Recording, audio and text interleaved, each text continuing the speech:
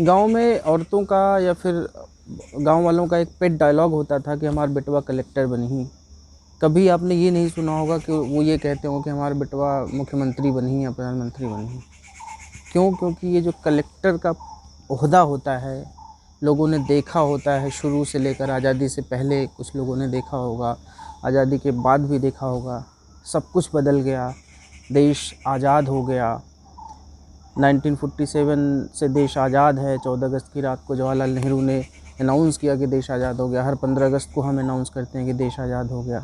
लेकिन ये जो कलेक्टर बाबू हैं, इनसे क्या देश आज़ाद हुआ है या नहीं, इसी बात की पड़ताल करूंगा मैं आज न्यायशाला में। नमस्कार, आप लोगों का स्वागत है। पिछले एक महीने में हमने 2 इंसिडेंट्स देखे। हालांकि हमने 2 देखे, लेकिन ऐसे 200 इंसिडेंट्स या 2000 इंसिडेंट्स देश में हुए होंगे। ये जो कलेक्टर बाबू लोग हैं, कलेक्टर साहब लोग हैं, ये अपने आप को क्यों इतना ऊंचा समझते हैं, क्यों इनमें इतनी पावर की गर्मी होती है? इसके पीछे एक वजह है, इसके पीछे एक बहुत बड़ी वजह है। जो आपका विधायक होता है, सांसद होता है, उसको एक भय होता है कि 5 साल बाद मैं बचूंगा, मैं रहूंगा कि नहीं रहूंगा, 5 साल बाद ये लोग मुझे चुनेंगे कि नहीं चुनेंगे। लेकिन वो जो कलेक्टर होता है, उसको किसी बात का भय नहीं होता। वो एक बार पास हो जाता है, एक बार ओहदा अपना पा लेता है, एक बार कुर्सी पा लेता है, तो उसको ये घमंड हो जाता है कि अब तो मैं 60 साल तक कलेक्टर साहब बन के रहूँगा, प्रमोशन होगा, सचिव बन जाऊँगा, और भी दुनियादारी, जॉइंट सेक्रेटरी बहुत सारी पोजीशंस होती हैं, उस पर नहीं जा रहा हूँ मैं। और उसको ये एहसास होता है, बहुत मशक्क़त करनी पड़ती है कलेक्टर को उसके पद से हटाने के लिए। बहुत ही कम मामले आपने ऐसे देखे होंगे कि उस कलेक्टर को पद से हटा दिया गया।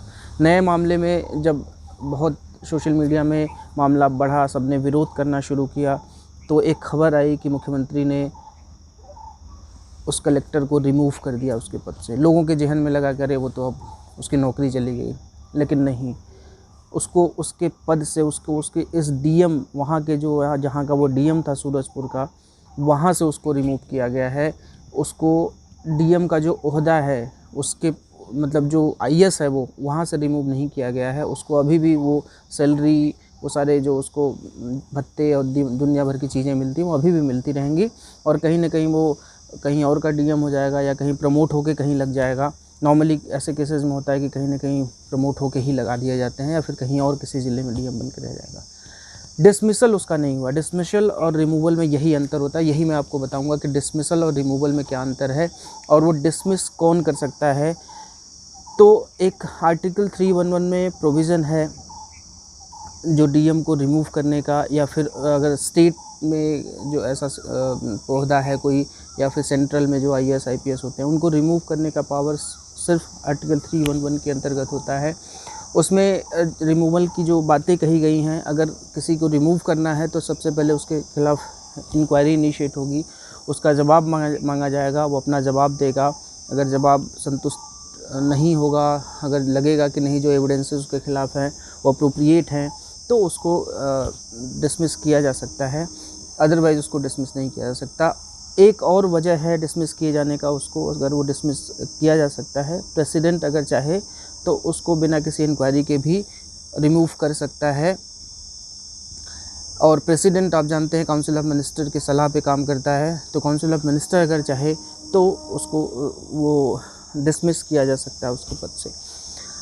एक दूसरी और बड़ा रोचक बात मैं आपको बताऊंगा। 2015 में सीबीआई ने एक ऑडिट किया, उसमें पाया गया कि 100 आईएएस ऑफिसर जो है करप्ट की श्रेणी में उन्होंने रखा कि ये करप्ट हैं। जो अभी जो रणबीर शर्मा जो आईएएस है, इसका भी एक मामला आप लोगों ने देखा होगा। 2015 का मामला एक था जो 10,000 रुपये की घूस लेता हुआ पाया गया था, और लोग वहाँ के बता रहे हैं कि वो 1,000-2,000 की भी घूस पकड़ लेता है।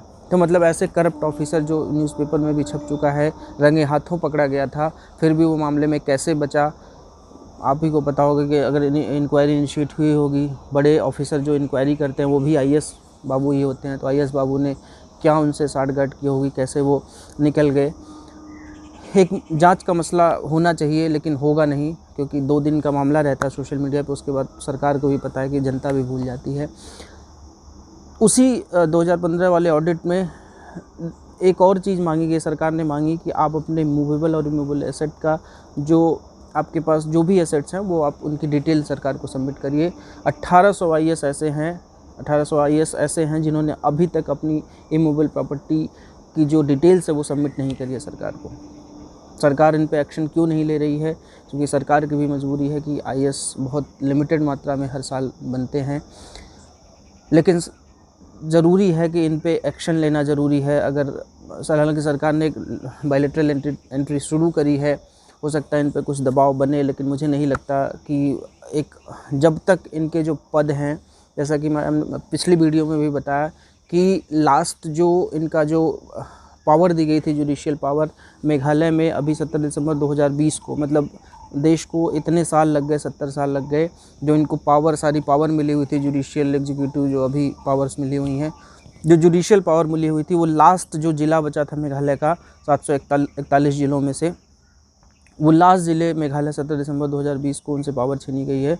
तो इतने वर्ष लग गए हमको इनकी जो पावर अंग्रेज़ों ने दी थी, अंग्रेज़ों द्वारा सिस्टम बनाया गया था, अंग्रेज़ों ने जो एक अपना कलेक्टर छोड़ रखा था हर ज़िले में अपना लगान वसूली के लिए, वो उस कलेक्टर को हम आज भी ढो रहे हैं। इसकी क्या मजबूरी है पता नहीं, मैं तो नहीं समझ पाया हूँ आज तक। सरकारों को मुझे लगता है समझना पड़ेगा, क्योंकि अब वो समय आ गया है कि हमें भी आज़ाद होना है। हम सिर्फ अब इस गलतफहमी में नहीं जी सकते कि हमें ये लगे कि नहीं हम अब आज़ाद हैं। किस बात के आज़ाद हैं? आज भी एक ब्यूरोक्रेट्स, हम कहते हैं कि लोकतंत्र है, लेकिन आज भी एक ब्यूरोक्रेट हम पे राज करता है। आम भाषा में लोग कहते हैं कि ज़िले का राजा डीएम होता है, प्रदेश का राजा सीएम होता है और देश का राजा पीएम होता है। तो वो किस बात का राजा है? वो कौन सा पब्लिक उसको चुनती है? इसको सोचने की ज़रूरत है, इस पर काम करने की ज़रूरत है, और वाकई में इस देश को लोकतांत्रिक देश बनाने की ज़रूरत है। आज के सेशन में बस इतना ही। धन्यवाद। जय हिंद।